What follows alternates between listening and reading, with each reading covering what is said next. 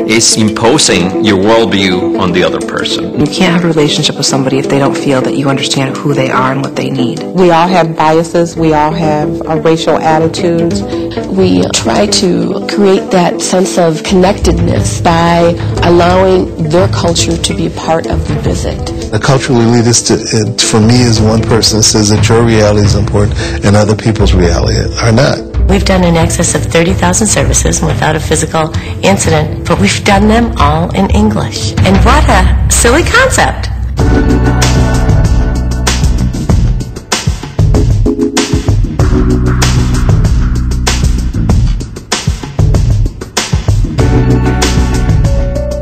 We never ask the question, well, really, what do you need?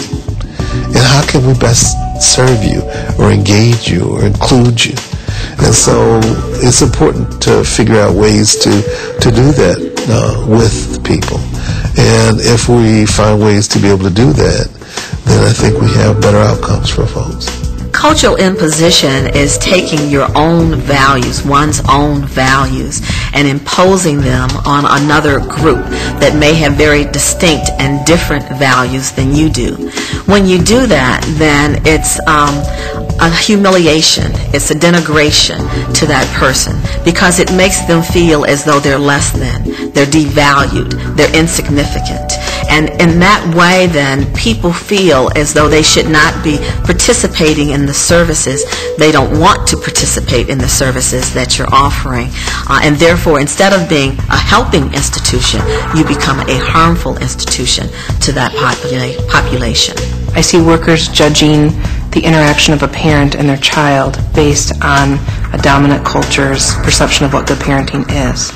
So if a parent isn't playing the right way, if they're not bringing the right kinds of foods, if they're not looking at their child in the right way, if they're not showing emotion in the way that the worker feels should be shown, then that can be detrimental to that client and to the child, because the worker then there can be consequences to what's written in the report, what court is told. We have a lot of women that come in and they think they've been told by their abuser that they're going to be deported if they report him. That's a very common battering tactic when you're working with people that are immigrants. But she's terrified through the whole thing that immigration is going to show up. And we've literally had women say, he told me they're in the basement of this building waiting for me.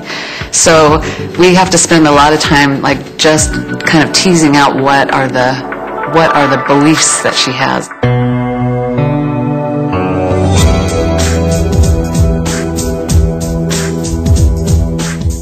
Being able to serve an immigrant family or a family where there are specific cultural needs and there is violence and they're survivors of violence.